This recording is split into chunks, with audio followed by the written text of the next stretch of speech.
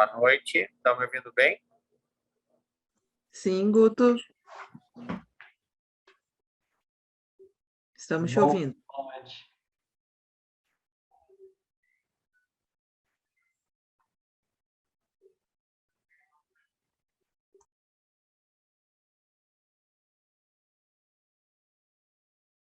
Tudo bom, Lucas? Ótimo, obrigado, Guto. Prazer estar aqui com vocês. Prazer é nosso em te receber.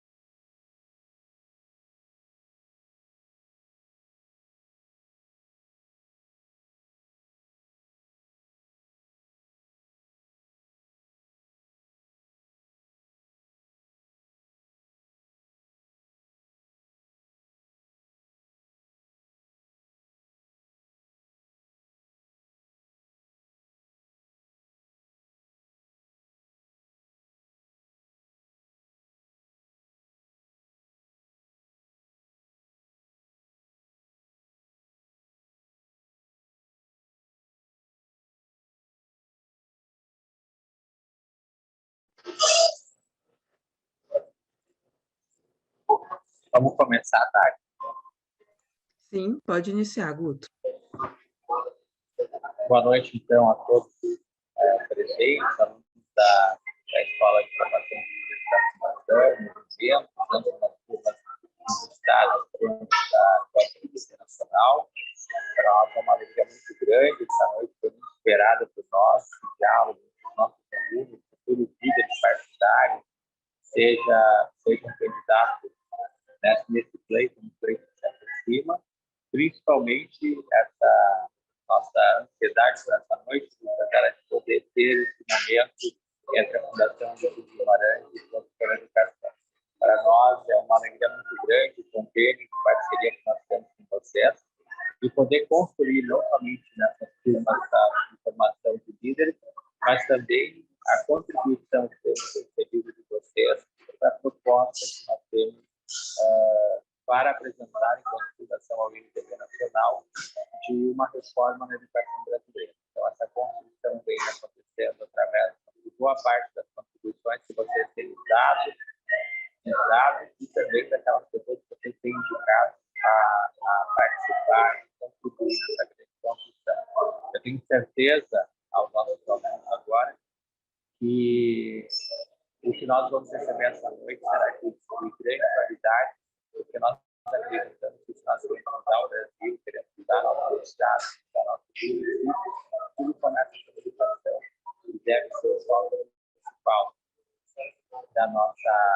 das nossas construções políticas. Então, Lucas, seja muito bem-vindo, muito obrigado em seu nome, agradeço a presidente Cecília e a todos os membros de toda a educação, nosso estadual Moreira, nosso presidente, te agradeço e transmito esse nosso abraço a ele e boa aula.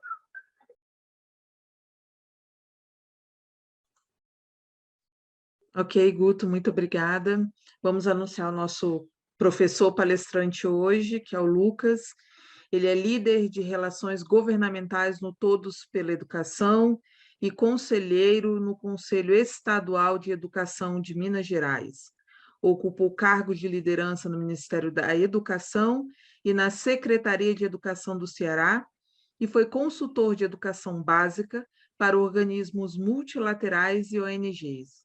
Mestre em Educação pela Universidade de Stanford e graduado em Administração pela Unicamp. Seja bem-vindo, Lucas. Obrigado pela participação. Obrigado, Tati. Obrigado, Guto. Guto, eu não consegui ouvir tudo que você falou, mas eu acho que eu peguei uma parte boa. Estava bem atento aqui, mas deu para ouvir um pedacinho. Bom, gente, prazer estar aqui hoje à noite com vocês. Acho que só o fato de vocês estarem aqui, né, e nesse horário dispostos a ficar um tempinho com a gente, acho que já revela muito assim, sobre o propósito de vocês, sobre o caminho que vocês estão querendo perseguir em termos de impacto na sociedade, de melhoria da sociedade como um todo. Vou tentar passar aqui por uma parte de educação, vou fazer uma parte um pouco mais expositiva no começo, até pelo tempo que a gente tem.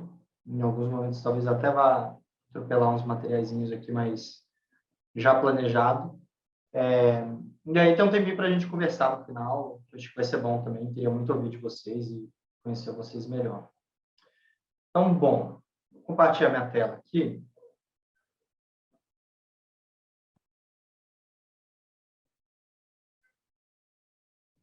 Acho que está todo mundo vendo, né? Diria que Sim. Então, tá bom. Eu vou começar, na verdade, eu não sei quantas pessoas conhecem o Todos pela Educação, então acho que a melhor forma de falar que é o Todos pela Educação é apresentar um vídeo breve que a gente tem, institucional, e aí depois eu volto e falo um pouco o que significa isso na prática, tá?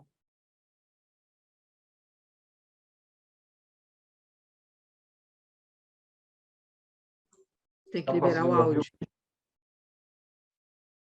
Libera o áudio, Lucas, do som, do vídeo.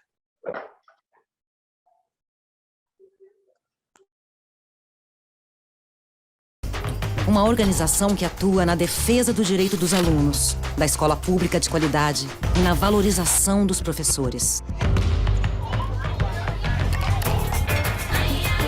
Uma instituição independente, que não foge à luta, que não tem medo de cara feia, que acredita na educação acima de tudo. Um movimento plural, que valoriza o diálogo, que respeita opiniões divergentes e que contribui para construir consensos. Uma organização decisiva, atuante, que trabalha com evidências e se posiciona através de propostas concretas para fazer a educação avançar. Assim é o Todos, independente, plural e decisivo. Somos todos por uma escola para todos, onde crianças e jovens conheçam o mundo e se reconheçam, e a educação seja direito de todos, e o desenvolvimento com autonomia e liberdade um compromisso.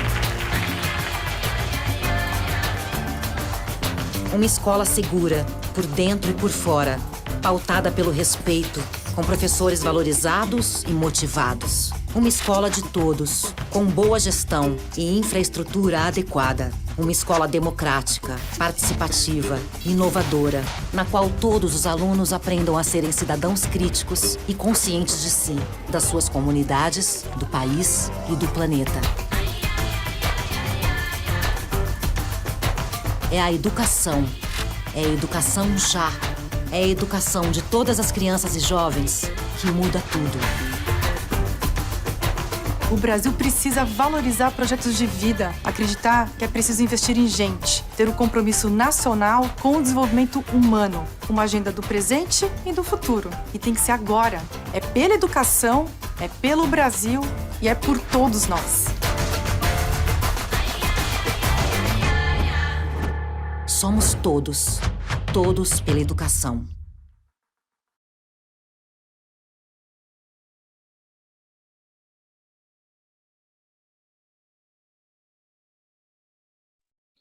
Tá bom, pessoal. Então, uma introdução breve aqui de quem somos nós, né? Na prática, acho que o Todos hoje é a maior organização de advocacy na educação no Brasil, assim. A gente tem um trabalho forte com o Congresso, com o Executivo Nacional, com o Subnacional também. Ultimamente, a gente tem ido cada vez mais subnacional, a gente tem termos de cooperação técnica, como a gente tem com a Alice Guimarães, com mais outros 8 fundações partidárias. Então, está bem na pauta da discussão pública da educação, muito da imprensa também. A gente é consultado bastante para falar sobre as matérias, inclusive com toda essa CPI do MEC, tem um monte de gente querendo falar, está uma loucura esses dias. Eu tenho certeza que está uma loucura para vocês também, porque para quem não está uma loucura em 2022, não sei o que está acontecendo. Vocês me passem a receita, depois eu vou ficar bem feliz. Qual que é a ideia hoje? A gente entrar um pouquinho na educação do macro para o micro, mas partindo do indivíduo, que eu acho que é uma coisa muito importante. Assim. Se tiver um tempinho, eu tenho uma agenda extra de financiamento aqui, acho que não vai dar, mas eu vou mandar esses slides para vocês, depois vocês conseguem consultar eles, tá? Então, a primeira coisa que a gente vai falar é sobre esses impactos da educação nos indivíduos e na sociedade, né? Acho que todo mundo sabe que a educação é importante, a educação é a bandeira de praticamente todo mundo. É difícil achar alguém que fale assim, não, educação não é importante. Inclusive, a gente tem uma pesquisa que a gente fez recentemente que mostrava que, para a maior parte dos temas, corrupção, segurança, saúde, pobreza, desemprego, etc., a variação de pessoas que achavam que o tema era importante era muito grande nos diferentes espaços do espectro político. No caso da educação, tem um número muito parecido entre todas as visões de mundo. Assim. Então, acho que a educação é uma pauta bem consensual. Mas aqui a gente tem alguns cálculos interessantes que mostram na prática o que essa educação significa para as pessoas, né? Quando a gente olha para uma pessoa que aos 35 anos tinha ensino fundamental comparado com uma que tinha ensino médio, a gente começa a fazer algumas comparações, né? Então, vocês vão ver sempre a pessoa da esquerda com fundamental incompleto, pessoa da direita com médio completo. E aí a gente tem um indicador que 50% apenas dessas pessoas com fundamental incompleto vão ter uma ocupação no mercado de trabalho, uma ocupação formal, né? Quando a gente vai para o médio completo, isso é para 77%, quando a gente vai para ensino superior, isso explode, né? Bem maior. Quando a gente olha para a probabilidade do filho concluir o ensino médio com até 1 ano de atraso, ou seja, concluir no que a gente chama na idade adequada, isso é 45% para pessoas com ensino fundamental incompleto e 77% para ensino médio completo. E a gente tem um número que, para mim, é muito forte. A gente tem vários desses, tá? Tem várias comparações, eu dei uma enxugada aqui para a gente, que é a questão da renda familiar per capita. A renda familiar per capita de uma pessoa com ensino fundamental incompleto é de R$ 643, isso número de 2018, tá? E para médio completo é 1.400, são mais do que o dobro. Estou falando de ensino médio, não estou nem entrando nessa área aqui do ensino superior. Então, a gente tem muitas evidências causais do impacto da educação em muitas dimensões da vida, né? A gente tem uma percepção de que ela é importante para essas dimensões, mas a gente também sabe que ela é um direito constitucional por si só. Ela é um direito, ela não precisa ter impacto em uma dimensão ou outra para ser justificada, porque a educação ela tem um objeto em si só, né? Ela é um direito social de todos e todos.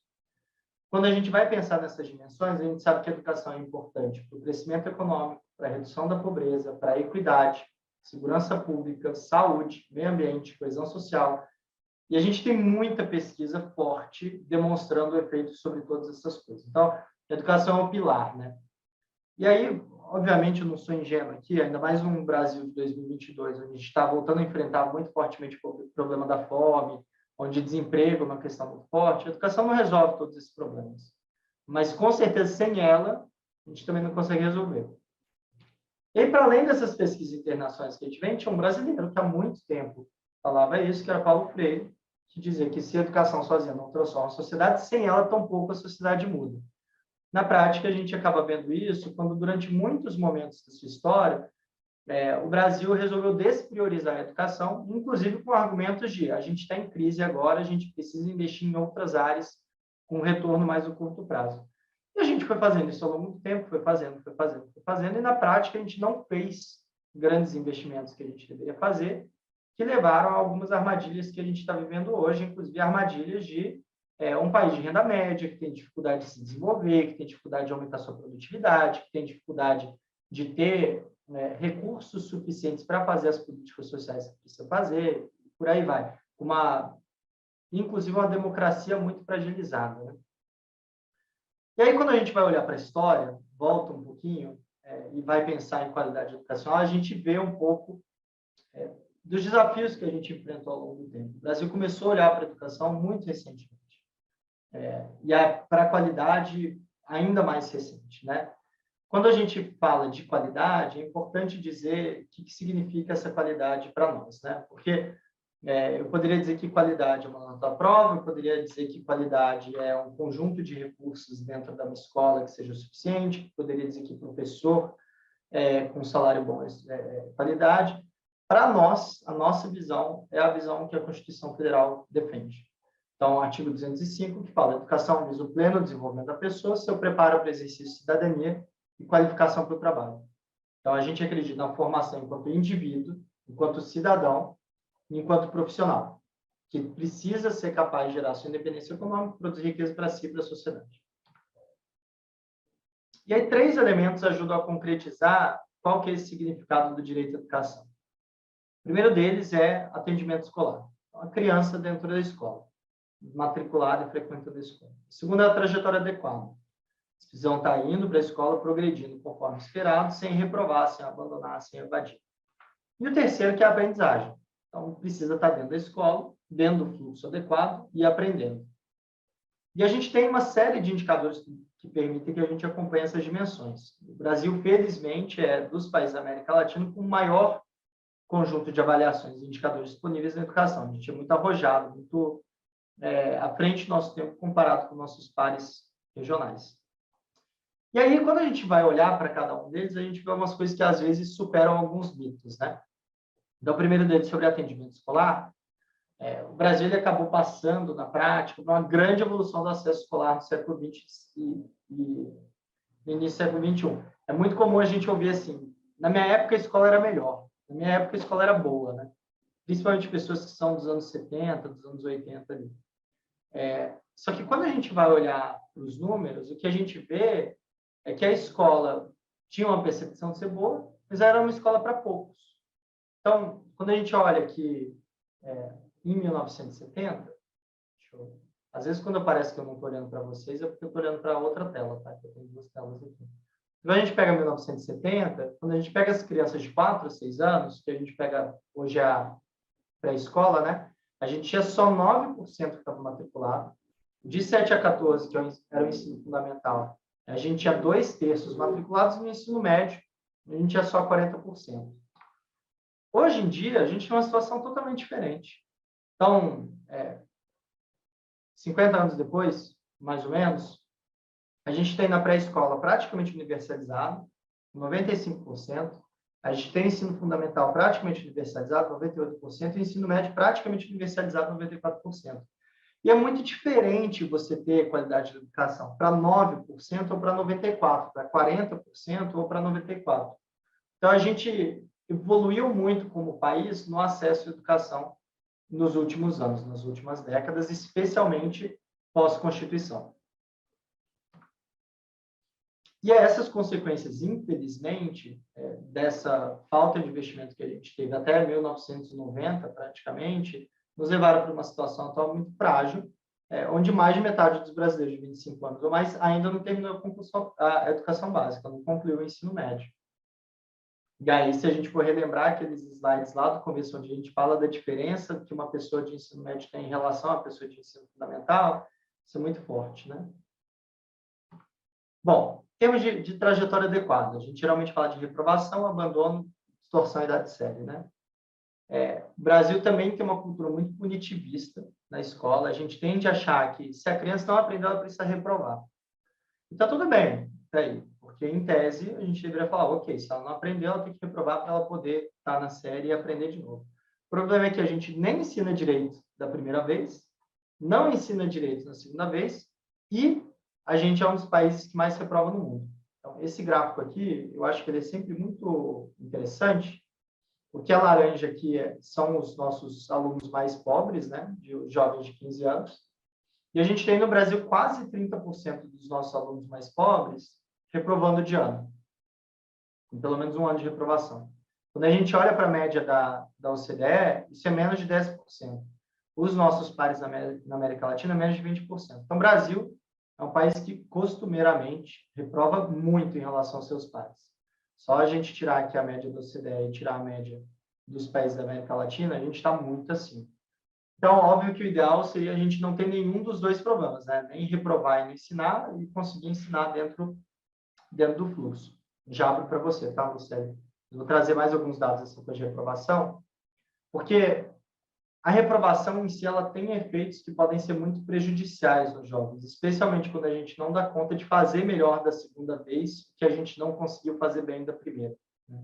Então, tem muitas pesquisas, muitos estudos, mostrando que reprovação não ajuda a melhorar a aprendizagem, reprovação aumenta muito a desmotivação e reduz o engajamento dos estudantes. Então, basicamente, aquela criança, gente, que vai lá, ela está numa série, ela está na fase do espichão, ela tem 20 centímetros a mais do que os seus colegas, 15 centímetros que de um ano para o outro. Ela cresceu um monte, ela começa a se sentir deslocada, ela não quer mais ficar na escola. Isso acaba levando uma maior evasão escolar. Mesmo a criança que fica, ela tem dificuldade de pegar o ritmo com os outros, porque o que a gente faz? A gente reprova e faz da segunda vez a mesma coisa que a gente fez para a primeira. E a gente não consegue reforçar a aprendizagem dessa criança, desse jovem, né? Então, acaba que ali você podia reprovar essa criança 15 vezes, que não ia adiantar. Na verdade, o que a gente precisa não é reprovar ou não reprovar, mas pensar novas metodologias, pensar uma pedagogia diferente para conseguir apoiar essas crianças, esses jovens a aprenderem dentro da idade adequada e conseguirem se recuperar ao longo do ano. E aí, por fim, tem uma questão forte disso, que tem um custo elevadíssimo. Vocês imaginam assim, quase 30% dos nossos jovens de até 15 anos, ou seja, ensino fundamental 2, 1 e 2, reprovaram pelo menos um ano. A gente tem nessa faixa, no caso de 25 milhões de estudantes, mais ou menos. Então, 30% de 25 milhões de estudantes fizeram um ano a mais. Então, você está pagando 5 mil, 6 mil reais por ano, que é mais ou menos o custo do estudante no Brasil, para 30% a mais do que você deveria pagar. Então, também é muito caro reprovar o tanto que a gente reprova. Estou falando aqui para não reprovar? Não estou.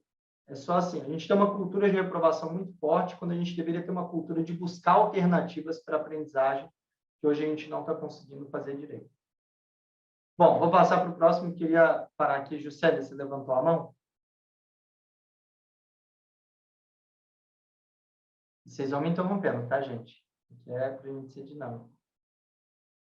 Pode liberar o microfone, Juscelia.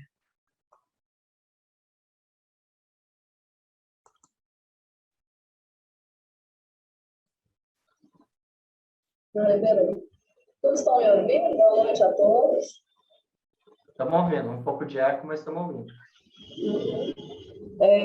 Dentro do que você falou, Lucas, passo um ano com uma professora, que eu sou professora de exames iniciais, aqui no município de Goiânia.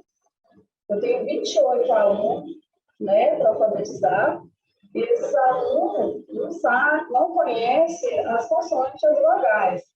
Agora, uma professora com 28 alunos dentro da sala, fica quase impossível de essa criança sair alfabetizada, né?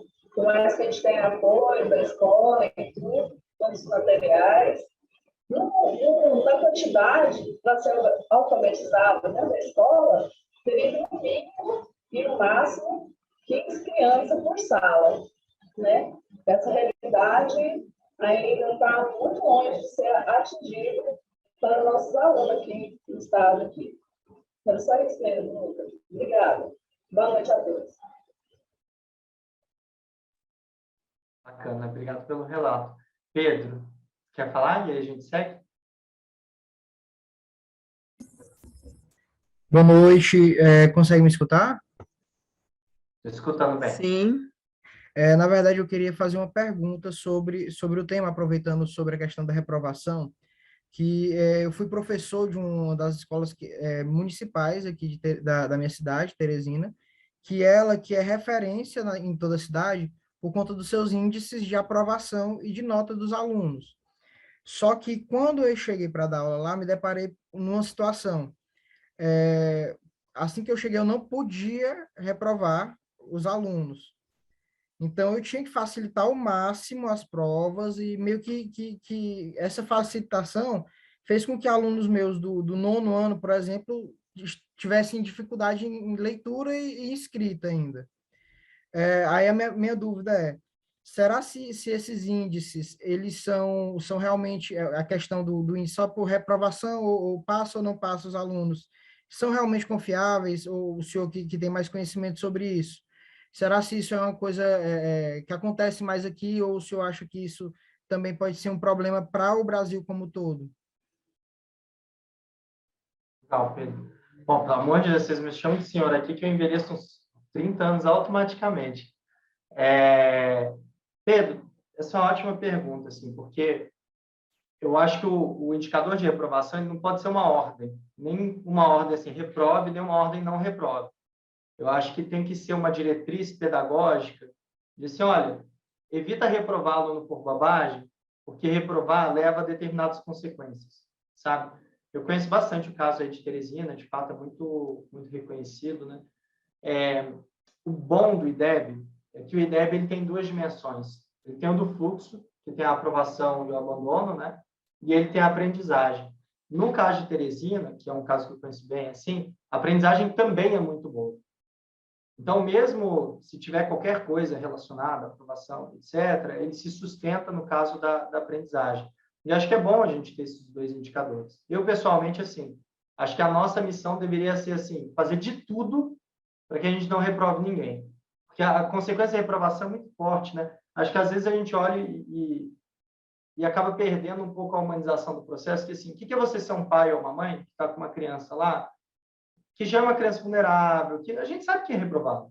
Então, não tem problema de disciplina, é óbvio que mora num bairro periférico, sabe? Geralmente, é esse perfil do alunado, assim, que não teve outras oportunidades, que teve um repertório mais complicado, etc. E aí, quando ele reprova, ele volta para casa, e muitas vezes os pais desse estudante vão falar assim, não, meu filho é burro, ele não tem que estar na escola. Sabe? Então, tem uma série de dimensões que vão empilhando, que a reprovação, muitas vezes, tem um efeito muito traumático na vida de uma criança, na vida de um jovem. Por isso que eu acho que a gente tem que tentar reprovar qualquer coisa, e é um pouco o que as pesquisas apontam, assim. Que a gente precisava desenvolver não é uma régua de quando aprova e quando não aprova, né? A gente pensa assim, tá, eu consigo entender no primeiro bimestre quem que é aquele meu estudante que está com dificuldade?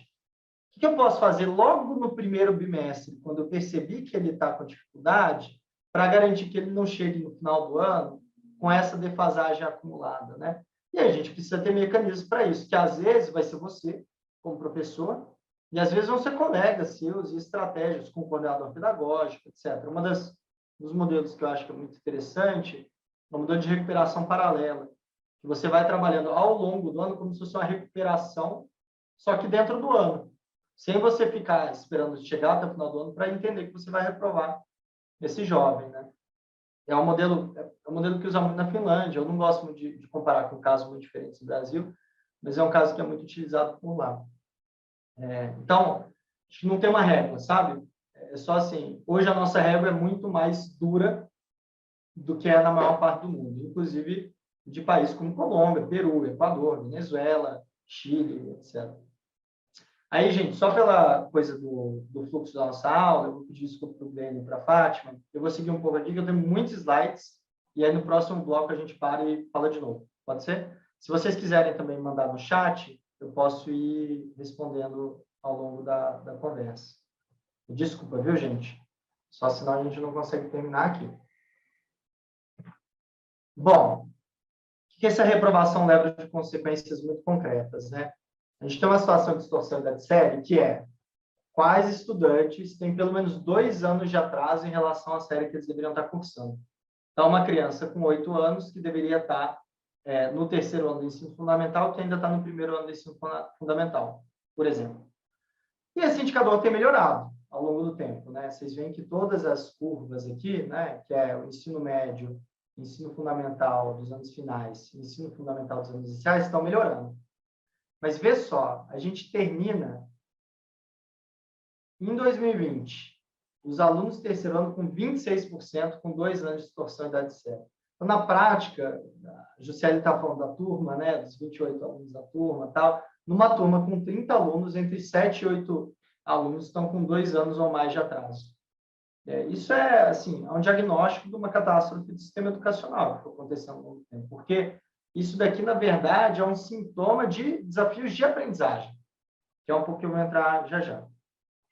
Esses desafios de distorção e idade séria acabam levando para um outro indicador que é muito crítico, que é a conclusão no ensino médio, né? O percentual de jovens de 19 anos que concluem o ensino médio melhorou muito, isso era 50% praticamente em 2012, logo ali, 10 anos atrás, e em 2020 a gente estava em 70%. Isso é uma melhora muito substancial para o país, assim, muito substancial mesmo. Só que a gente fez um avanço disso no curto período de tempo, e isso envolve ter mais jovens com dificuldade de aprendizagem, com defasagem de aprendizagem dentro da sala de aula. Então, isso também envolve criar uma camada adicional de dificuldade, de ver quem que está indo bem e quem que não está, considerando que a gente pegou mais gente que não estava indo bem e colocou dentro da sala de aula. Porque, geralmente, o jovem que evade é o jovem que está com maior dificuldade. Aqui não vou nem entrar tanto nesse dado, assim, mas só para vocês saberem, a gente tem uma diferença muito grande entre os estados do Brasil. Então, pegando aqui São Paulo, Distrito Federal, Santa Catarina, Goiás, Ceará, a gente tem entre 70% e 90% dos estudantes, dos jovens de 19 anos, que concluem o ensino médio, na idade adequada. Aqui a gente tem alguns outros estados que estão com maior dificuldade disso, Amapá, Tocantins, Alagoas, Pará, Sergipe e Bahia, que estão na casa de 50%. Então, vocês veem que tem estados que ainda estão como a média do Brasil estava em 2012. Estão muito atrás. Assim. Então, a gente tem um trabalho também de reduzir desigualdade que precisa ser feito com muita intensidade no Brasil, com muita ênfase. Né? Bom, vou passar para a aprendizagem, a gente termina esse bloco, eu volto para a Fátima e Glênio e a gente vai para a próxima fase. Em termos de aprendizagem, eu sempre gosto de começar com essa pergunta aqui. A gente tem uma pergunta, e aí eu acho que isso vai contribuir um pouco para a tua pergunta, Pedro, porque, assim, os professores eles podem até facilitar ou dificultar as provas dentro da escola. Mas, para fora da escola, essas crianças, esses jovens fazem o SAEB, fazem a Prova Brasil, e as perguntas são padronizadas. Né? Então, aqui eu tenho a pergunta do 9º ano, de matemática. Maria comprou um fogão por R$240 e uma mesa por 180. Então, aqui, para o observador atento, a gente já tem uma soma. Né? A gente vai somar aqui R$420. Ela vai pagar R$150 de entrada. Então, subtrai 150, a gente vai para 270, né? E ela vai pagar o restante em 3 vezes sem juros. Então, a divisão por 3. 270 dividido por 3. 90. Assim, é uma soma, uma subtração e uma divisão. Uma divisão por 3, não é uma divisão complexa. E aí a resposta, essa aqui seria R$90, né? Qual que é a tristeza e a tragédia que a gente tem quando a gente olha para as avaliações? 30% dos estudantes brasileiros do 9º ano do ensino fundamental não conseguem acertar essa questão. A gente está falando aqui de jovens de 14, 15, 16 anos. Não é alguém que está na fase da alfabetização, do letramento, da numeracia. Essa é uma realidade muito brasileira. E aí, quando a gente chega na vida adulta, na universidade, no mercado de trabalho, etc., esses jovens estão acumulando defasagens gigantescas. E esse aqui é um exemplo muito forte. A gente tem níveis muito críticos ainda de desafios de aprendizagem, especialmente no ensino médio, mas a gente teve alguns avanços importantes. Então, é importante a gente olhar os dados para tentar reconhecer os dois. E esse é um gráfico que eu... Esse é um gráfico que eu acho interessante. Tem algum problema nesse meu slide aqui, mas basicamente o azul é o ensino fundamental 1, o laranja é o ensino fundamental 2 e o cinza é o ensino médio. O que eu acho que é relevante aqui? Todos estão crescendo, ainda que o ensino médio esteja com dificuldades, mas a gente teve no ensino fundamental 1 de 2012, esse dado primeiro de 2012, a gente foi de 24%, com a aprendizagem adequada, isso daqui é o percentual de estudantes com aprendizagem adequada, para 60% em 2019. Isso é talvez o melhor aprimoramento de uma política social que o país teve nesses últimos 15, 20 anos. A gente praticamente triplicou o número de alunos no ensino fundamental 1 com aprendizagem adequada. Então, isso é muito forte. Por outro lado, a gente tem o ensino médio que está estagnado, que está com muita dificuldade, o ensino fundamental 2 que ainda está muito lento, etc. Quando a gente faz eu fecho esse curso aqui para o gráfico, não carregou direito, mas depois eu resolvo isso. Quando a gente olha para outros países para ter uma referência, porque aquilo ali é a gente comparando com nós mesmos, né? A gente compara com outros, a gente vê que o Brasil está muito abaixo dos países de renda alta, e tudo bem, porque a gente não é um país de renda alta, mas a gente também está abaixo de muitos países de renda média. Então, se a gente olha para o PISA, a gente está à frente da Colômbia e do Peru, mas a gente está à frente de México, Uruguai e Chile. O que significa isso para a gente? Podia ser pior. Tem países que têm desafios federativos muito parecidos com os nossos, como Colômbia e Peru, e a gente está na frente deles, um pouquinho na frente, mas está na frente deles. Mas a gente podia estar melhor mesmo, consideravelmente melhor. A gente olha para o Chile está em 43º, a gente está em 57º. Isso para todas as áreas. Estamos numa crescente? Estamos numa crescente. Em matemática, em ciências e leitura. Ainda que com alguns solavancos. A gente ainda tem um grande caminho pela frente. O que é muito triste é que... carregou o gráfico agora. Pronto, está aparecendo. Mas quando a gente chega no final do ensino médio, a gente tem 8% dos estudantes que concluem o ensino médio com aprendizagem adequada em matemática. Então, 1 a cada 10 alunos, praticamente, é quem sabe o que deveria saber para a sua idade no final do ensino médio. E a gente teve muitos efeitos da pandemia que foram seríssimos. Assim. A gente tem, com quase 2 anos de escola fechada, aumento do abandono, aumento da evasão, muitos problemas de saúde mental. Recentemente, a gente teve um caso lá em Pernambuco muitíssimo complicado de um surto coletivo. Tá um período muito difícil para os nossos estudantes. Mas essa questão da aprendizagem, que eu falei de 8%, né, dos estudantes de ensino médio, 8% dos estudantes de ensino médio que concluem só têm aprendizagem adequada. Esse é um indicador muito crítico. Na pandemia, na avaliação de São Paulo, isso diminuiu para 2%. Então, praticamente assim, ninguém terminou o ensino médio com aprendizagem adequada durante a pandemia. Sim, em matemática. Então, a gente tem muita coisa para correr atrás na educação. E esse é um pouco o nosso cenário, o nosso diagnóstico. Fátima e Glenn, vocês querem comentar? E aí eu vou para algumas coisas. Até agora eu falei mais de problema, né? Eu vou falar um pouquinho das coisas que eu acho que trazem alguma inspiração para nós. Desativar. Oi, boa noite, professor. Boa noite. Não é utopia pensar que no Brasil, né, com as nossas leis atuais, os professores se preocupem com esse método de passar de ano, né, colocando aí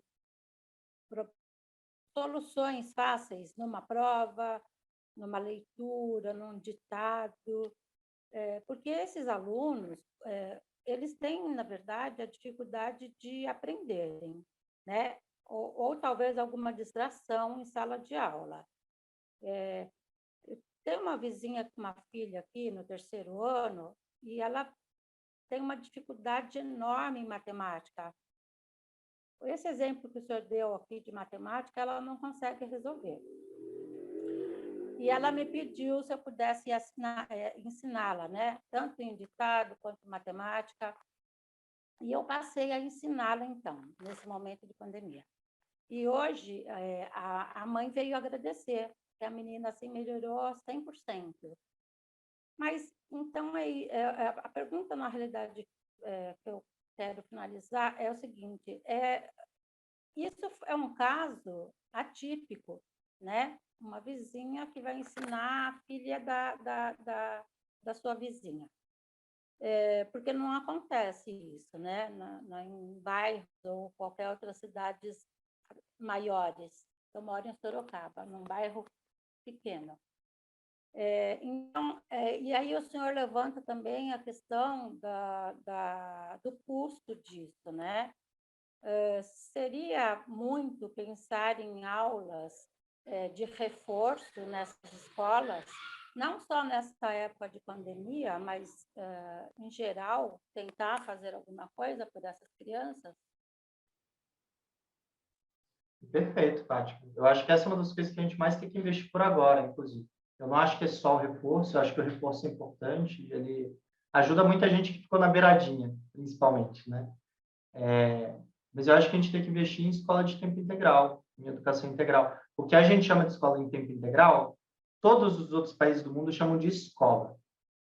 Porque, assim, isso é uma das nossas jabuticabas, né? A gente foi daquela situação dos anos 70, que não tinha ninguém na escola, para uma situação dos anos 2000, onde todo mundo estava na escola, e a gente fez isso muito rapidamente.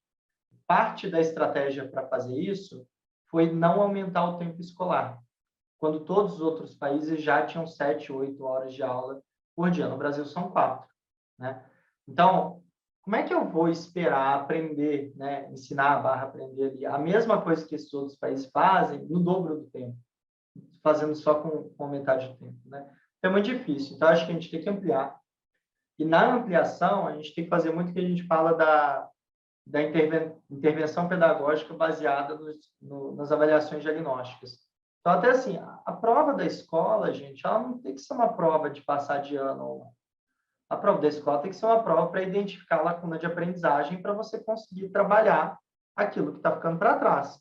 Então, se a gente fizesse uma prova com a Letícia, e a Letícia erra aquela questão que a gente fez, o que o professor vai ter que fazer? O problema da Letícia foi interpretar o enunciado, foi detectar que tinha que fazer uma soma, que tinha que fazer uma subtração, que tinha que dividir, a ordem disso, ou executar alguma das operações. E aí você decompõe a questão. Ao decompor a questão, você vai entender que a Letícia, na verdade, ela tem dificuldade na divisão. E aí a gente vai trabalhar a divisão, fez a intervenção pedagógica ali com base no diagnóstico, e com base nisso você vai conseguir garantir que a Letícia passe de ano sabendo aquele conteúdo. Então, com certeza tem um reforço que não pode ter, um reforço descolado do projeto pedagógico da escola e do resto do currículo. Por isso que eu acho que a educação integral é o melhor formato, porque a gente consegue mais tempo para trabalhar essas questões com os estudantes, ainda alinhado com o currículo, com os materiais que a turma está vendo. Enfim, mas eu acho um excelente ponto, porque também não adianta, né? Qual que é a solução? Então, está reprovando, mas não aprendeu, o que a gente vai fazer para ensinar?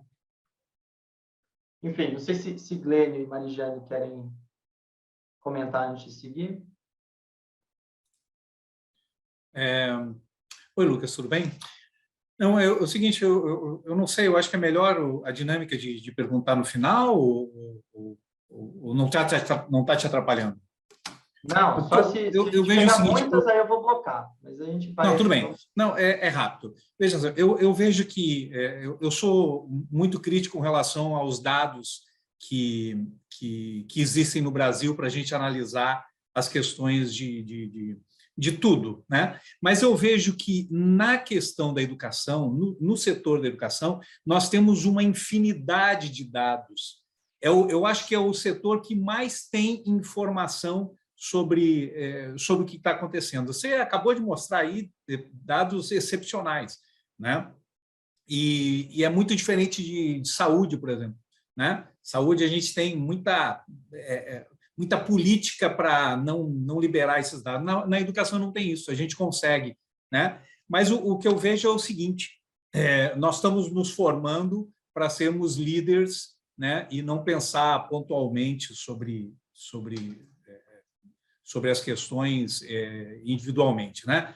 Mas sobre uma forma mais ampla, mais holística, certo? E eu vejo que a educação no Brasil cresceu a quantidade de alunos em sala de aula, né? E aí até um ponto da impossibilidade de criança trabalhar também fez com que a criança fosse para dentro da sala de aula por uma forma forçada, mas eu vejo que a evasão escolar e o mau resultado, certo, não está sendo avaliado, não está sendo analisado com base nesses dados da forma como deveria, né? Apesar de termos muitos dados, eu vejo você falando que a evasão escolar é um problema. Para mim, a evasão escolar é um sintoma da percepção que o aluno tem em relação ao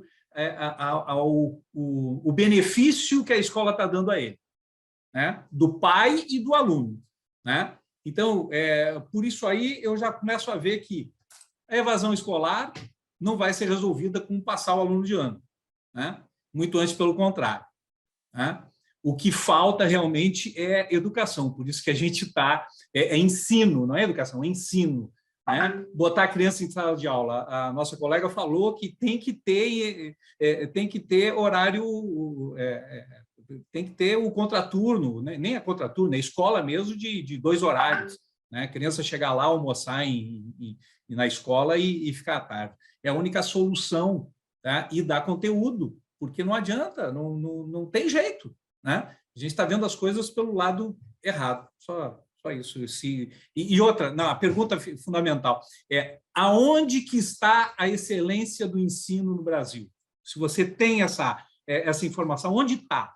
Qual é a escola que ensina realmente, que a gente pode dizer, putz, esse é o exemplo do ensino que a gente tem que transformar para o Brasil todo? Onde está isso? Obrigado, Lu. Perfeito, Glenn. Você me deu gancho para a próxima aqui, mas só vou ouvir a Marijane e o Emerson. Na verdade, sim. Deixa eu pegar o gancho do Glenn e eu sigo aqui, e aí depois eu volto na próxima sessão e a gente entra. Vou passar rápido por essa, tá bom? Bom, então, um pouco esses exemplos que a gente tem no Brasil, eu queria dizer, antes de tudo, assim, a gente tem muitos exemplos, tá? Quando a gente olha para os municípios do país, 5.570 municípios, a nossa configuração federativa é única, assim, a gente não tem a Bélgica, não tem outro país para além da Bélgica que tem uma configuração federativa como a gente tem. E aí, o que a gente tem aqui, dos nossos 5.570, a gente tem cerca de 1.500 municípios que, entre 2015 e 2019, melhoraram consideravelmente os indicadores educacionais, entre 1 e 2 pontos ali no IDEB.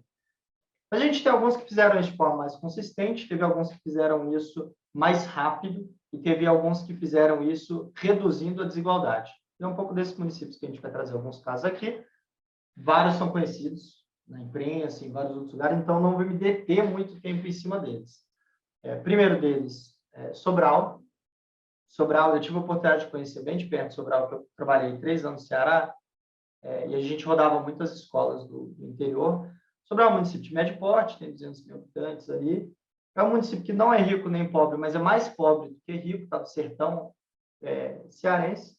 E Sobral tem indicadores assim comparáveis aos países da OCDE. A gente tem IDEB 8, IDEB 9. Sobral, a gente tem uma escola com IDEB 9.7, 9.6. Assim. Então, Sobral tem um caso excelente. Teresina, entre as capitais, até Pedro comentou assim, tem o melhor IDEB. Aí a gente tem uma cidade maior, com 800 mil habitantes, tem IDEB 7 nos anos iniciais, 6.3 nos anos finais. E aí, só para vocês entenderem o que significa isso, né? Quando a gente olha para esse gráfico aqui da esquerda, essa daqui é a melhoria de Teresina ao longo do tempo. Então, vocês veem que Teresina está consistentemente melhorando a sua nota, a barra amarela é o IDEB de Teresina, e bem acima da meta que estava projetada. Era uma meta que no comecinho estava bem próxima do que Teresina estava atingindo, e no final foi distanciando em relação à meta, né? E aí, quando a gente compara a Teresina, aqui em relação ao gasto, porque é importante a gente contemporizar e pensar assim, o que é o município que tem mais recurso, que tem menos recurso, etc. Né? No eixo X aqui a gente tem gasto por aluno, no eixo Y a gente tem o IDEB. Então, quem está, dividir em quadrantes aqui, quem está aqui são municípios, capitais, que gastam muito dinheiro e tem um resultado baixo, até 6. Quem está aqui gasta pouco dinheiro, tem resultado baixo, na realidade, a maior parte do país. E aqui gasta muito e tem resultado mais alto. Teresina está nesse quadrante com algumas outras capitais de quem gasta pouco dinheiro e tem muito resultado. Então, a gente tem Teresina, que é o número 1 aqui. Eu vou fazer um rabisco porque eu acho que é mais fácil de explicar, tá, gente? Rio Branco está aqui e Palmas. Então, aqui, a gente já tem alguns indicativos de capitais que tem um desempenho fora da curva. Quando a gente vai olhar para estados, a gente está falando de municípios até agora, suspeito que eu trabalho no Ceará, eu tenho bastante apreço pela política educacional cearense, mas o que importa aqui são algumas poucas coisas. O primeiro Ceará é o 5º estado mais pobre do país, em PIB per capita. Então, assim, é um estado que não tem recursos sobrando, é um dos menores gastos do país. E ele teve um dos maiores ganhos. Então, a bolinha azul, essa bolinha azul clara, que tem todos aqui, era como é que estava o IDEB desse estado em 2005. E a bolinha azul escura, como é que estava o IDEB em 2017.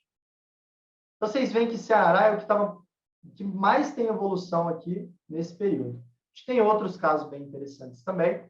Alagoas teve uma melhoria substancial também, mas Ceará é um bem fora da curva. E aí, hoje, das 100 melhores escolas do país, 82 estão no Ceará. É um dado que até os candidatos costumam usar bastante.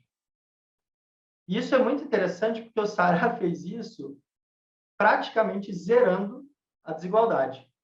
Então, o que é esse grande gráfico aqui? A barra azul escura é a média dos alunos mais pobres, 20% mais pobres, e a barra azul clara é a nota dos alunos 20% mais ricos. No Brasil, a diferença de nota entre eles é 55, na média, mas isso chega a 59 no estado do Amazonas, por exemplo. No Ceará, é 11. O que importa aqui é essa barrinha cinza. O segundo colocado aqui, que é Goiás, é 25, que é mais que o dobro. Então, o Ceará melhorou muito o resultado, reduzindo desigualdade. Por isso que a educação cearense é sempre muito referenciada quando a gente fala de política educacional. E Pernambuco tem uma história muito parecida no ensino médio. Ceará, isso é principalmente nos anos iniciais, nos anos finais também, mas Pernambuco no ensino médio. A gente tem aqui Pernambuco, que até demorou um tempinho, em 2007 ainda estava no mesmo lugar que estava em 2005, mas depois teve uma melhora substancial, razoavelmente parecido com a de Goiás, mas com o caso muito forte do ensino médio em tempo integral, que eu estava comentando agora há pouco. Em Pernambuco, já são mais de 50% de estudantes que estão do ensino médio que estão estudando em tempo integral. No Brasil, isso é 14%. Isso é muito mais do que o Brasil. Isso exige investimento, exige focalização, exige política pública, né?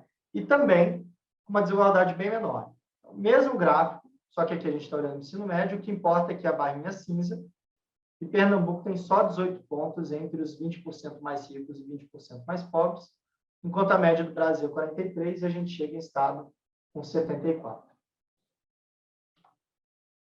Bom, principais mensagens aqui, até aqui a gente fecha o bloco e vai para os nossos finalmente, depois de ouvir Marijane, Adriano e Emerson, que não sei se ainda quer falar, mas tinha levantado a mão. Então, assim, educação extremamente importante, o direito de todos, ela tem N consequências para a sociedade, são positivas, que a gente costuma chamar de externalidades positivas. Sem ela, no longo prazo, o Brasil não vai para lugar nenhum. No curto prazo, eu consigo entender que a gente tem outras prioridades. Sempre vai ter pobreza, vai ter desemprego, vai ter saúde. A pessoa está na fila do hospital morrendo, a gente sabe para onde tem que ir o recurso. Mas, na prática, daqui a 20 anos, a gente vai ter problemas na saúde por não ter investido em educação.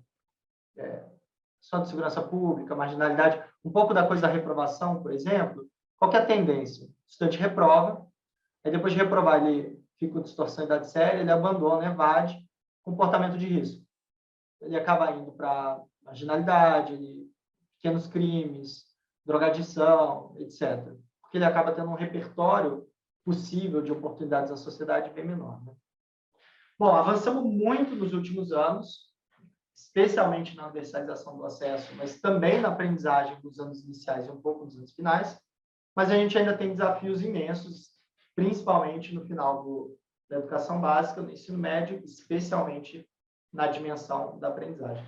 E aí, por fim, a gente tem vários casos no Brasil, eu diria que pelo menos 1000 casos que mostram que dá para melhorar muito, que são os municípios que melhoraram bastante seus indicadores de aprendizagem nos últimos anos, mas a gente tem alguns mais fortes, assim, que mostram que isso pode ser ainda mais rápido, reduzindo desigualdade, municípios de diferentes portes, em rede estadual, rede municipal, e por aí vai. Bom, e aí eu vou para a última sessão aqui, mas queria parar aqui para a gente fazer mais uma rodada de umas 3 falas. Quer falar, Marijane, que você já estava com a mão levantada antes? Só liberar o microfone. Então, boa noite, pessoal. É o seguinte, essa pauta da educação, eu me preocupo por quê? Porque como eu defendo a pauta circense, realmente, por ter família, amigos, eu me preocupo nesse quesito da educação para essas crianças e esses jovens circenses. Por quê? Existe até uma PL que eu estava vendo aqui, me parece que foi aprovada, é a Lei 3543 de 2012, do Tiririca, onde crianças e adolescentes de 4 a 17 anos têm o direito de estar estudando na escola. Mas o que eu vejo nesse quesito?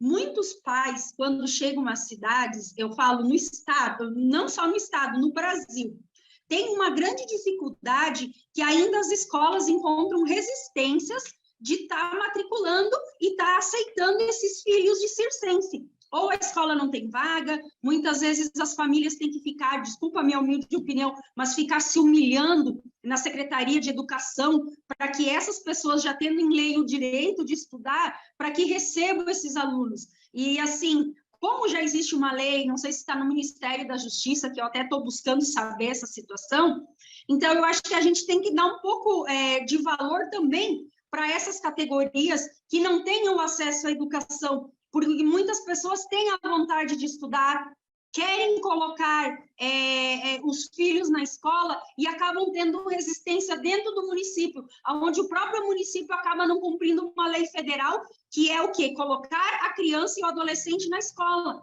Então, eu estou bem preocupada, porque a nível federal existe essa questão, mas não está se cumprindo nos estados. E as famílias circenses estão se humilhando demais até para conseguir uma vaga. Aí chega numa cidade, a cidade não tem vaga. O problema não é a vaga, o problema é que tem que se fazer valer da lei. Eles também têm o direito. Então, eles são muito discriminados. Eu queria me colocar essa situação, porque até eu estou buscando ajuda para que o que a gente possa melhorar a nível nacional para que essas crianças circenses sejam melhor... como é que eu posso dizer, recebidas no município, nos municípios e no estado. Porque se existe a lei, está na Constituição, a criança não pode ficar fora da sala de aula. Aí muitos acabam não indo, como você falou, tem a grande demanda que alunos não querem estudar. Então, dessa parte dos circenses, eu estou muito preocupada, porque muita gente não estuda e tem vontade. Acho que, infelizmente, assim, o Brasil ainda... Lei não significa que a lei vai ser cumprida, né? E acho que tem muitas razões para isso, mas a gente sabe quem são as populações prejudicadas, né? Quando eu falei assim que a gente sabe quem não aprende, quem reprova, etc., são os grupos minorizados, via de regra, né? Então, são comunidades periféricas, indígenas, quilombolas, grupos circenses, ciganos, comunidades itinerantes, né? São negros e negras. Então, tem um perfil de grupos minorizados que precisam ter uma atenção maior para que a gente consiga garantir o direito à educação. Agora, tem um ponto central disso, Maria, que eu vou falar mais para frente, que tem a ver com a gestão da educação. Infelizmente, os quadros que hoje estão na Secretaria de Educação, via de regra, não são os quadros que nós precisaríamos ter para dar conta do tamanho do desafio que a gente tem. Então, assim, todo mundo que está lá está fazendo o seu melhor. Assim, a maior parte das vezes as pessoas que estão lá estão fazendo o seu melhor, mas a verdade é que os desafios são extremamente complexos. E a gente, muitas vezes, não tem concurso para técnico dentro de uma secretaria, então são pessoas que estão em desvio de função, é quase um puxadinho ali, né? E aí, quando você chega numa secretaria de educação que não dá atenção para um pleito de um grupo que não está tendo seus direitos garantidos, muitas vezes falta base, falta formação, falta prioridade política, falta muita coisa para chegar lá, né? Então, acho que não tem nenhuma resposta concreta que eu possa te dar nesse momento aqui. Minha resposta seria busca o Ministério Público, mas na prática isso é uma coisa maior, né? Que não tem a ver com o grupo circense especificamente, mas com vários grupos que acabam não tendo seus direitos garantidos, né? Então, acho que o que a gente luta muito aqui no Todos é para garantir que a gente tenha condições melhores de gestão, de financiamento, etc e tal, para garantir que, de fato, o que está na lei saia do papel. A nossa lei, em termos de direito à educação, é maravilhosa. Assim, se a gente tivesse cumprindo a Constituição, a Lei de Diretrizes Básicas da Educação, a gente estava em outro patamar. Nenhum desses indicadores ruins que eu mostrei aqui estavam acontecendo, né? Então, ainda tem um chãozinho. Bom, Adriano. Oi, só um pouquinho. Professor, me ouve? Sim? Então, boa noite a todos. É a primeira vez que eu estou participando aqui, até porque o tema me interessa, que é a educação, e eu sou professor há 31 anos. E, Lucas, eu fico muito incomodado com esses dados, com algumas falas, inclusive suas, porque a educação no Brasil tem problemas, né, recorrentes há muitos anos, há muitas décadas, né? E um ponto que eu quero colocar é sobre as finalidades da educação. A educação está servindo a quem? Ao FMI, ao BIRD? Quais as intencionalidades da educação, né? E tantos problemas que esses números escondem, né? Que poderia ser discutido e, às vezes, resolvido, que passa, por exemplo, problema de formação do professor, problema de reprovação hoje A reprovação hoje não é problema, pelo menos na minha escola, porque eu sou obrigado a passar o aluno, mesmo que aquele aluno não cumpra o seu papel em sala de aula. Reprovação, evasão escolar. Eu gostei da fala do Clênio, né? E gostaria de complementar que a evasão escolar tem um cunho socioeconômico. Os alunos, eles evadem, alunos de ensino médio principalmente, porque precisa trabalhar para ajudar na renda familiar, né? São problemas que são reproduzidos de governo para governo. E, especificamente, nós vivemos um retrocesso, especialmente na educação e especialmente na pandemia, né? De uma educação mínima, de baixos investimentos, de culpar o professor, de culpar, né? Indicar o grande culpado, sei lá, escolher, indicar, apontar um grande responsável por essa má qualidade da educação, do ensino no Brasil. Então, educação é uma questão muito complexa, né? Muito complexa.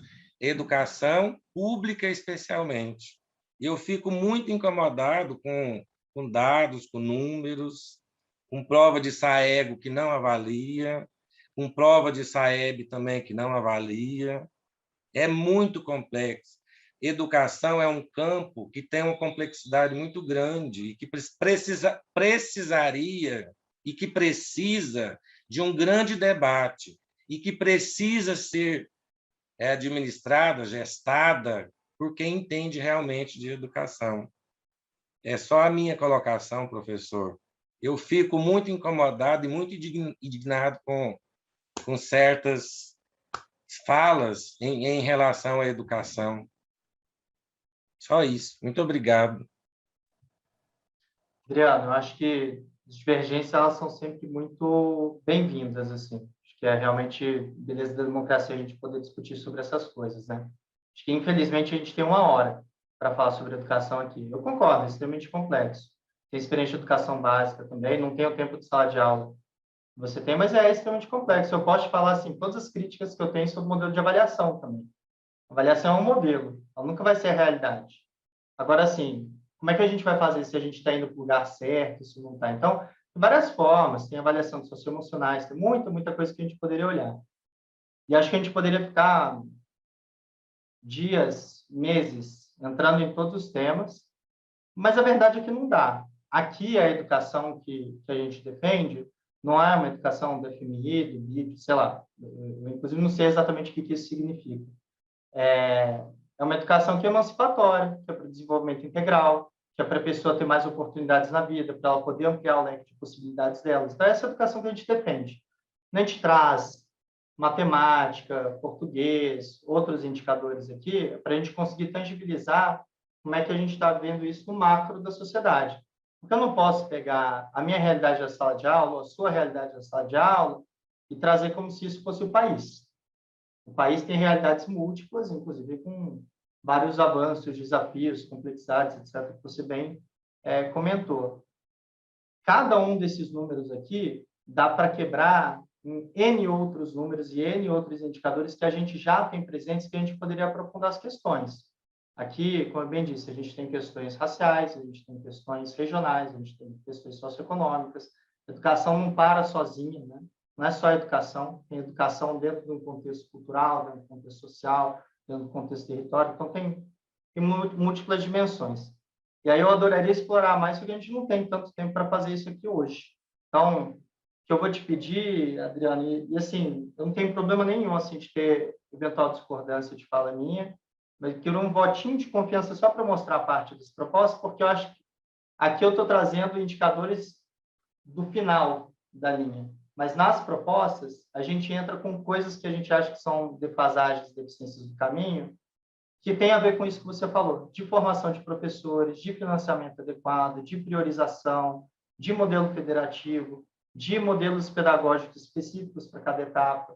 Então, a gente tem isso, mas isso são questões que levam a esses números extremamente desafiadores que a gente enxerga, né? Enfim, pontuando um pouco em cima das suas considerações. O Emerson tinha levantado a mão. Emerson, já foi? Se não quer falar mais, que eu passo para o Alexandre. Você quer?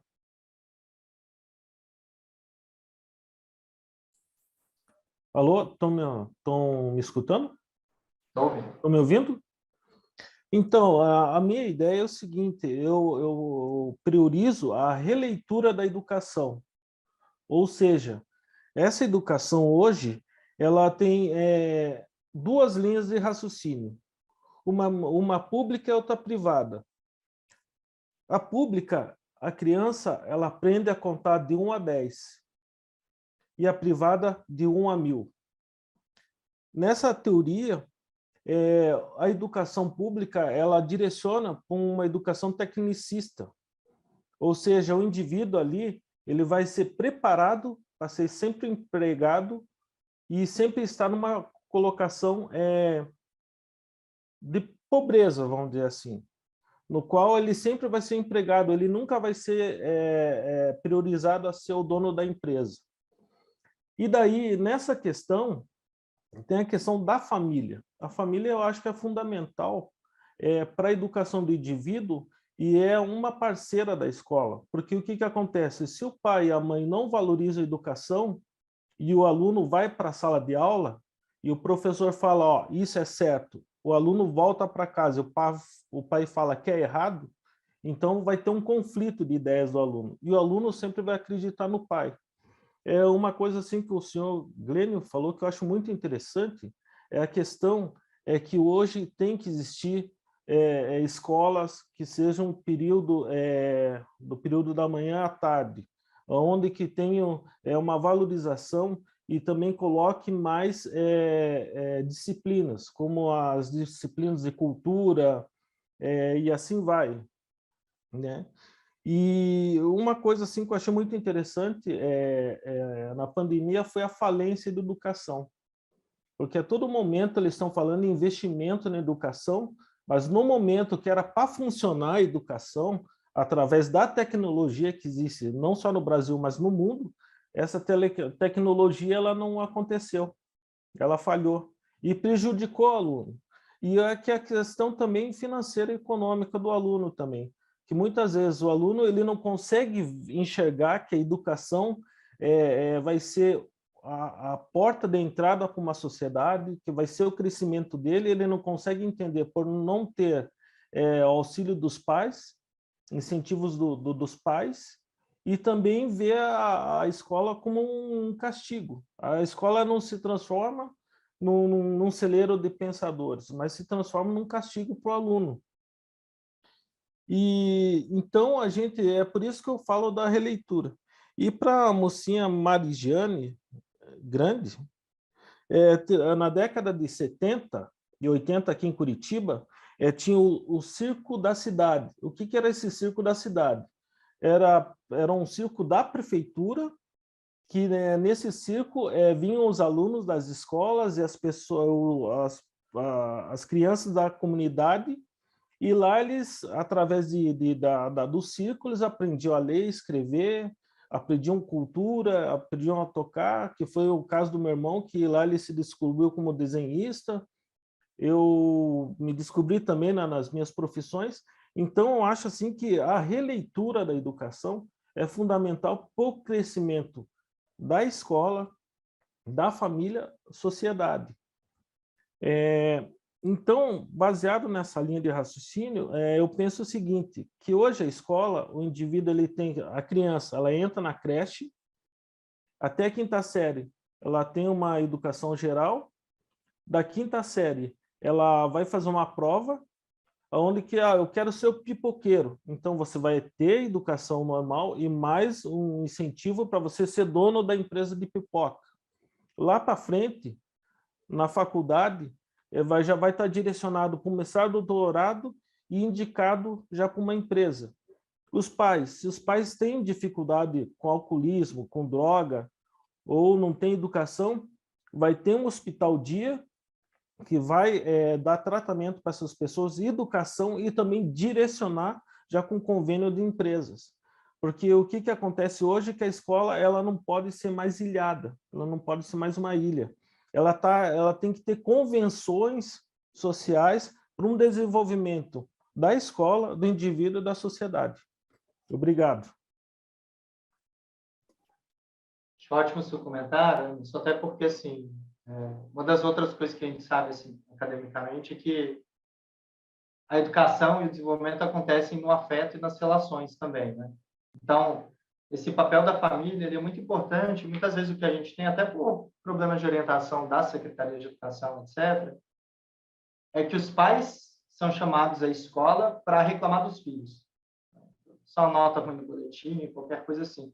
E não um projeto feito realmente com a comunidade, da comunidade, para a comunidade, né, integrado ali no seu território. Acho que isso é realmente muito importante. E não pode, né, ser desvinculado das outras questões. A educação precisa ser tratada também de forma intersetorial, com cultura, com assistência social, etc. Então, a gente tem projetos bem interessantes que a gente acompanha. Tem o Compaz em Recife, tem o CUCA, da rede estadual lá do Ceará, que trabalham numa perspectiva mais intersetorial, que eu acho que são muito, muito interessantes e podem ser uma dessas inspirações de uma escola diferente, né? De uma escola nova, de uma escola que realmente consiga dialogar com essas vivências locais e que saia, inclusive, de uma visão muito conteudista, né? Quando a gente olha, assim, vê as avaliações, a gente acha assim, tem que socar conteúdo na criança. E não é isso, né? O que a gente está falando é assim, olha, a pessoa precisa conseguir interpretar, entender um problema, ela precisa conseguir pegar uma coisa abstrata e transformar numa fórmula matemática, resolver essa fórmula matemática, para depois ela voltar para a questão abstrata e conseguir responder essa questão abstrata com base numa fórmula matemática. Isso na área de exatas especificamente, né? Mas para várias outras, assim, que são elementos que a gente precisa conseguir dialogar entre os diferentes campos. Bom, Alexandre, e aí depois eu vou para os nossos finalmente aqui, até porque eu já está dando meu horário, eu vou precisar sair. Bom, boa noite a todos. Quero cumprimentar o professor Lucas e já aproveitando para cumprimentar todos os alunos presentes. Eu sou do estado do Amazonas e bem sabe o professor que a realidade do estado do Amazonas é uma realidade bem específica dos demais estados, né?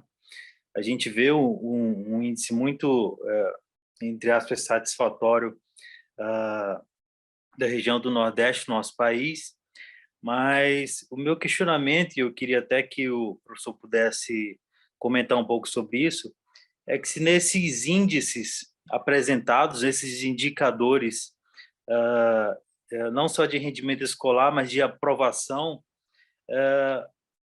é levado em conta a realidade geográfica das regiões, né?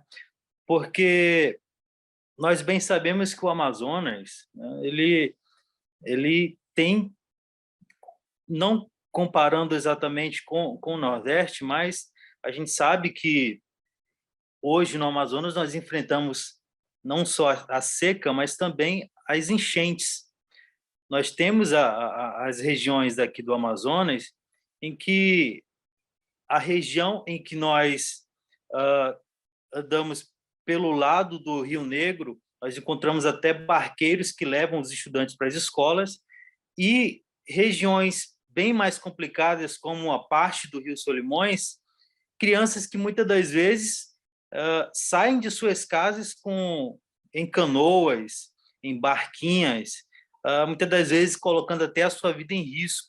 A gente sabe que essa é uma especificidade que muitas das vezes até nos impressiona, né? Existem áreas do Amazonas em que crianças da região do Rio Purus enfrentam muitas horas de barco ou de canoa, ou até mesmo a remo, para tentar chegar à escola. E eu até concordo com a fala do nosso amigo que ponderou na última fala, que a tecnologia ela falhou, ela nos deixou na mão, né? Então, eu acredito que essas regiões da Amazônia, elas foram se não a mais afetada, uma das mais afetadas nesse processo pandêmico, em que as crianças não tiveram acesso à internet por conta desse indicador logístico que é, né, dessa realidade amazônica e que é praticamente impossível chegar à internet em algumas áreas, né? A gente vê crianças aí, muitas vezes a remo, e a gente está falando de uma realidade em que as crianças estão dentro de uma canoa, atravessando um rio com correntezas fortes, banzeiros, sem salva-vidas. Se a gente parar para pensar nisso, né, não nos comparando com a realidade do Nordeste, se a gente parar para pensar nisso, a gente vê que é uma situação muito complicada e que implica realmente, diretamente, a vida das famílias da Amazônia, das famílias ribeirinhas. E eu queria que o senhor pudesse um pouco ponderar junto conosco se essa realidade ela foi avaliada e como a gente pode ver um avanço nesse sentido, especificamente na nossa região amazônica. Ótimo. Alexandre, eu tive a oportunidade, assim, eu trabalhei com o Rocieli, que foi secretário de Educação do Amazonas, né? Então, ele falava muito sobre a situação do Amazonas especificamente, enfim, as comunidades ribeirinhas, quilombolas, algumas etnias afastadas que realmente tinham vários problemas, e municípios pequenos, né, que convivem um pouco com esse cenário de seca e enchente. Tinha uma coisa assim, é uma coisa bem amazônica das florestas, né? O pessoal do Acre também tem isso, Pará também tem isso. Nos estados que não lidam com a situação, a merenda você compra em outubro para entregar em fevereiro, né? Quando começa o ano letivo. Assim. Então, 6 meses de preparação. No Amazonas, você precisa 2 anos antes contratar a merenda para você entregar assim, a merenda seca, né? Que vai assim, que tem que ir antes de ter a seca para as pessoas conseguirem comer. E aí ele falava muito dos desafios que tinha na região.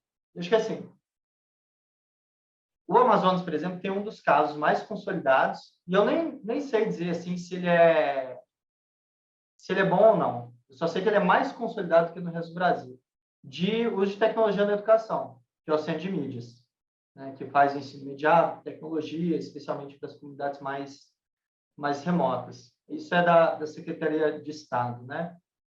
Tanto que tem outros lugares, o Pará também estava querendo copiar centro de mídias, tinha uma época que Rondônia também estava querendo fazer um centro de mídias para alguns locais específicos. Então, a legislação ela já permite respostas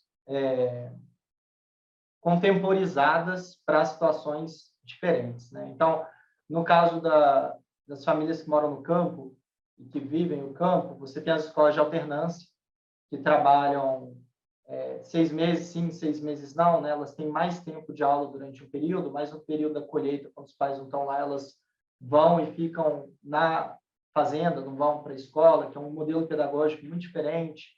Você tem uma questão de legislação específica, assim, para a questão de pautas e fluxo de aprovação para comunidades isoladas e para povos tradicionais. Então, a legislação já permite muita coisa.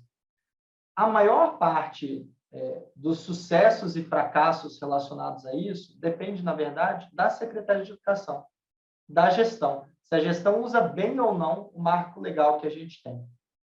Eu acompanho bastante congresso, né? E a gente tem a deputada Joênia, por exemplo, primeira indígena que foi eleita, e eu converso muito com alguns outros parlamentares do Amazonas, Marcelo Ramos, que é vice-presidente da Câmara hoje, tem vários, né?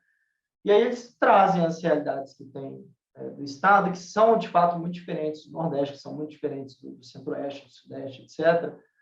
E isso precisa ser abarcado na legislação. Toda vez que tem alguma legislação, vem o pleito, e a maior parte das vezes isso é abarcado. Hoje, eu acho que o desafio não está na lei, relacionado a essas temáticas especificamente. A gente tem desafios que são legais. A essas temáticas, eu acho que está na gestão. Se a Secretaria de Educação faz isso bem, ou se não faz isso bem. E aí, por isso que eu acho que a nossa principal cobrança tem que ser de ter bons gestores, boas gestoras à frente das pastas.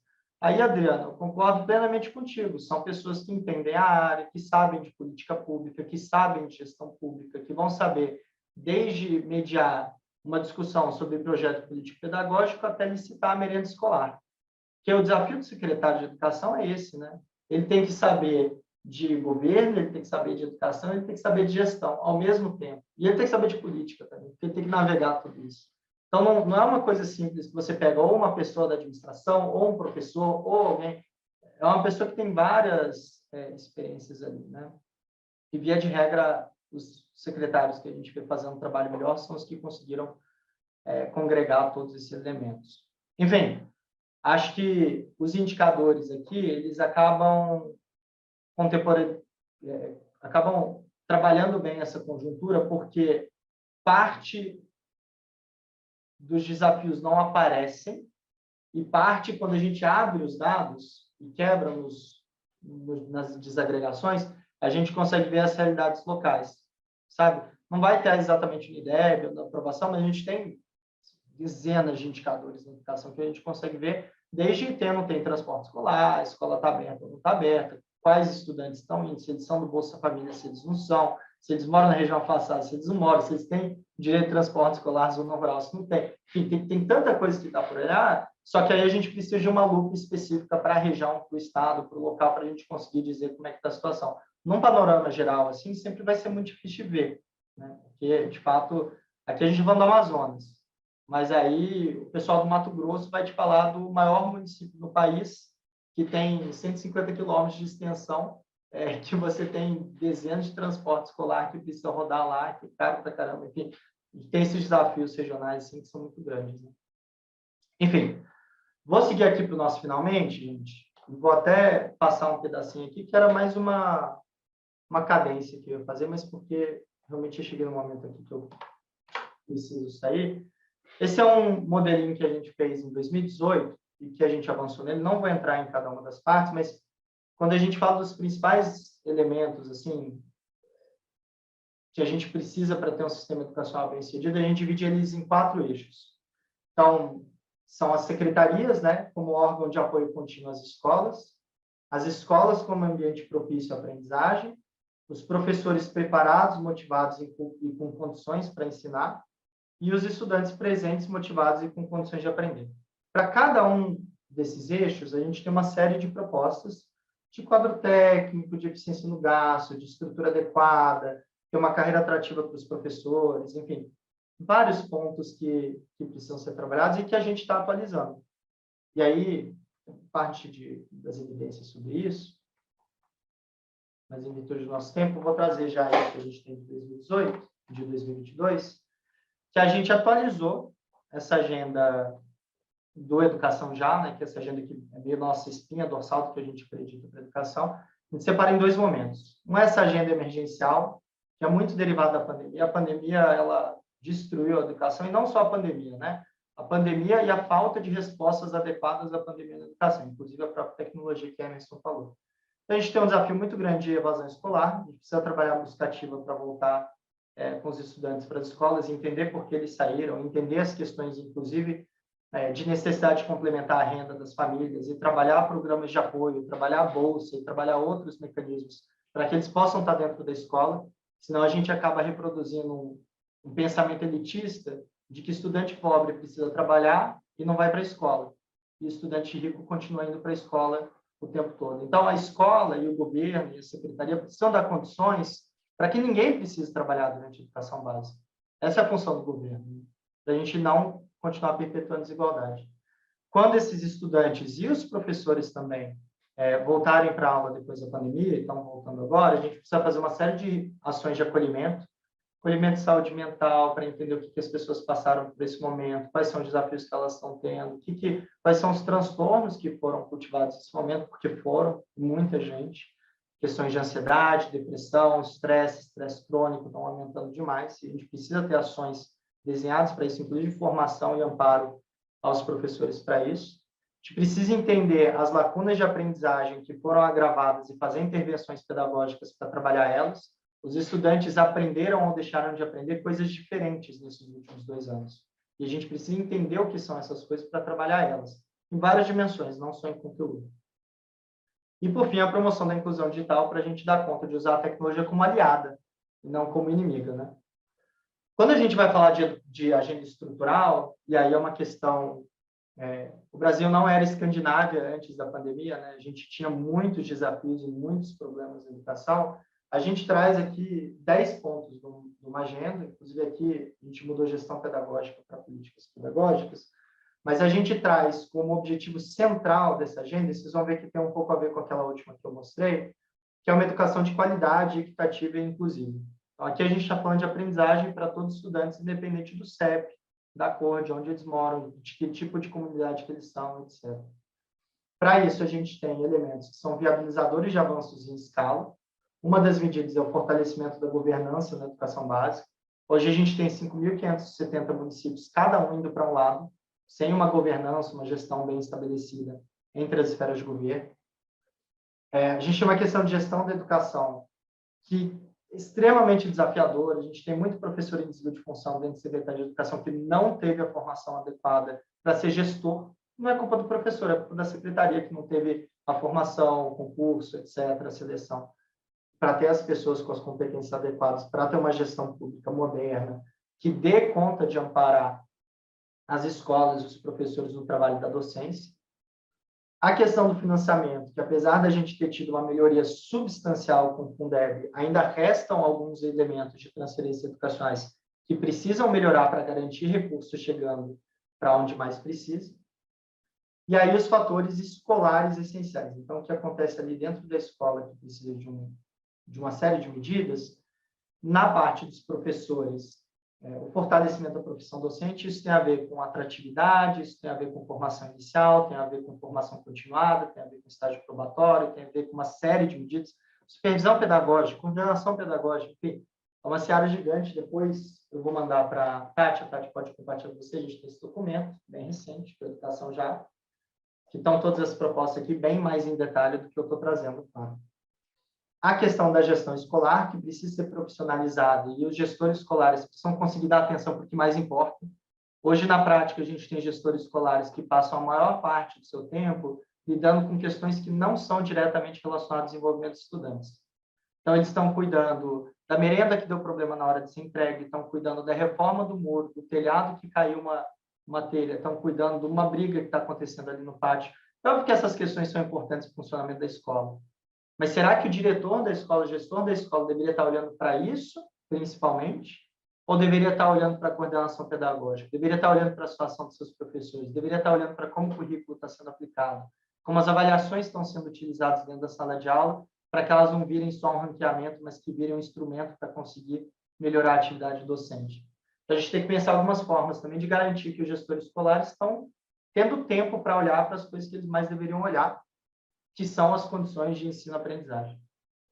E aí, por fim, as políticas pedagógicas, que aqui tem muito a ver com currículo, a base nacional comum curricular, a implementação disso nas escolas, tem a ver com avaliação, tem a ver com material, tem a ver com formação continuada inicial, etc.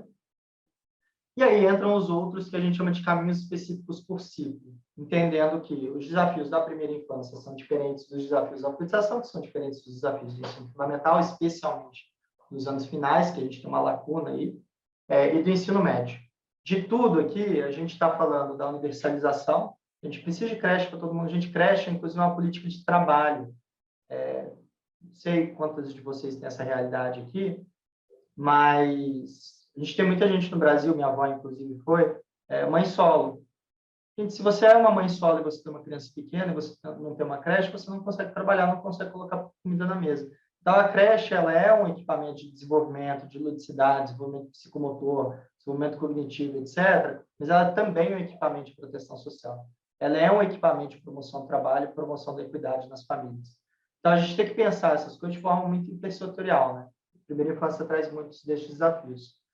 Na alfabetização, a gente vê que vários dos desafios que a gente tem de aprendizagem já começam na alfabetização, quando a criança não sabe nem ler a palavra pipoca, ou escrever a palavra pipoca quando ela vê uma imagem de uma pipoca, e isso vai aprofundando, né? Então, ela não consegue identificar aquilo, depois ela não consegue interpretar um texto, depois ela não consegue, por não interpretar um texto, resolver questões mais complexas, chega no final do ensino médio, a gente tem as defasagens de aprendizagem que eu comentei mais cedo.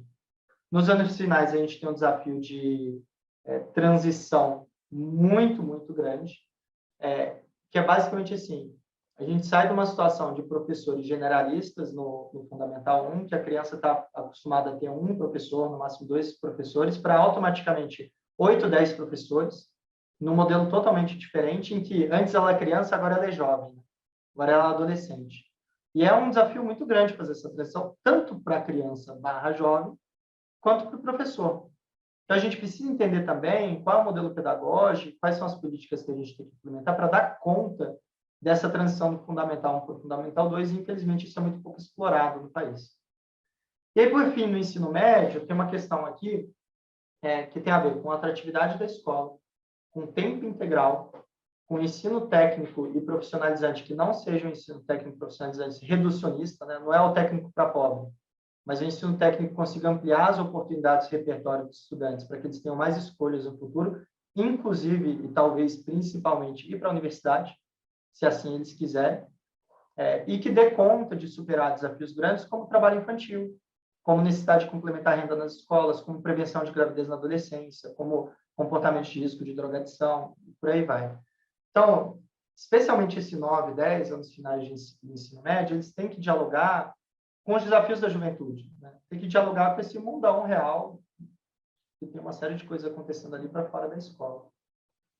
Enfim, essa mandala aqui, ela só tem as dimensões que a gente está abordando. Para cada um desses pontos aqui, a gente tem uma série de diagnósticos e propostas, tanto para os estados quanto para o governo federal, nesse documento de educação já. E a minha provocação aqui, para a gente conseguir ter um bom debate, que não precisa encerrar aqui, é que vocês deem uma olhada depois, vejam, avaliem, vejam o que faz sentido, o que não faz para vocês. E aí, qualquer coisa que vocês quiserem trocar depois, toda a explicação está extremamente à disposição. A gente trabalhou nesse documento com 45 especialistas de todo o espectro partidário. Tem gente que foi de sala de aula, tem gente que foi ex-prefeito, tem gente que foi ex-governador, ex-secretário, academia, tem de tudo lá dentro, do PC do B ao DEM, tem especialistas e pessoas envolvidas nesse projeto, nesse processo. A gente conversou com muitas fundações partidárias, inclusive a Alice Guimarães no processo, a gente conversou, fez pesquisa com estudantes, fez pesquisa com professores, fez grupo focal, a gente visitou muitas escolas. Semana passada a gente estava no Espírito Santo, semana que vem eu estou no Piauí, indo encontrar os pré-candidatos para falar um pouco dessas agendas, para visitar as escolas, conversar com estudantes e professores. Então, sim, esse é um processo longo para nós. Começou muitos anos atrás para montar essa agenda e foi construído em cima de outras agendas que já vieram de processos longos. Mas é isso, gente. Aqui, pelo tempo corrido que a gente teve, a educação, de fato, é sempre muito difícil de conversar nesses tempos de aula, de palestra, etc. Alemã, a gente tem faculdade só sobre isso, né? Uma faculdade de pedagogia, uma faculdade de cada uma das licenciaturas, e depois pós, e depois mestrado, depois doutorado. Então, obviamente, uma hora a gente não vai conseguir matar tudo que a gente tem para matar. Mas o que eu queria aqui era dar uma visão geral, deixar esse material disponível para vocês. Depois tem toda uma parte de financiamento dele também, se vocês quiserem ver, do financiamento da educação, né? Estou à disposição, se vocês quiserem conversar depois, tá? A gente tem meu contato, a gente pode ir falando. Tá bom? Obrigado pela atenção de vocês, especialmente tarde da noite aqui. Lucas, a gente que te agradece, foi muito boa a tua apresentação. A gente sabe que tem tema aí para 2, 3 aulas ainda. E a gente sabe que tua agenda é um pouco apertada, mas se tiver uma nova oportunidade, a gente marca com o pessoal da escola e retoma o assunto. Lembrando os alunos que a lista de presença está no chat, então não esqueçam de preencher. E na próxima semana a gente vai ter um encontro também para falar um pouquinho sobre o Centro Democrático. Então, a apresentação do Lucas com esses temas, amanhã o Louro vai subir para a plataforma, vocês terão acesso. E já que ele se colocou à disposição, mandem perguntas, a gente encaminha para ele, ou vocês conversem com ele também pelas redes sociais, e estamos aqui à disposição para ajudar vocês. Alguém mais quisesse fazer pergunta? Tati, eu só não vou ter tempo para mais uma rodada aqui, porque eu realmente já estourei. Vou pedir desculpa por essa última parte, Glenn. Vou ter que sair fugido, que eu estou 10 minutos atrasado, inclusive. Mas, Obrigado, e você tem meu contato, tá, Tati? Qualquer coisa que eu- Tenho sim. Muito obrigada. Pessoal, muito obrigada. Boa noite a todos. Foi uma ótima aula.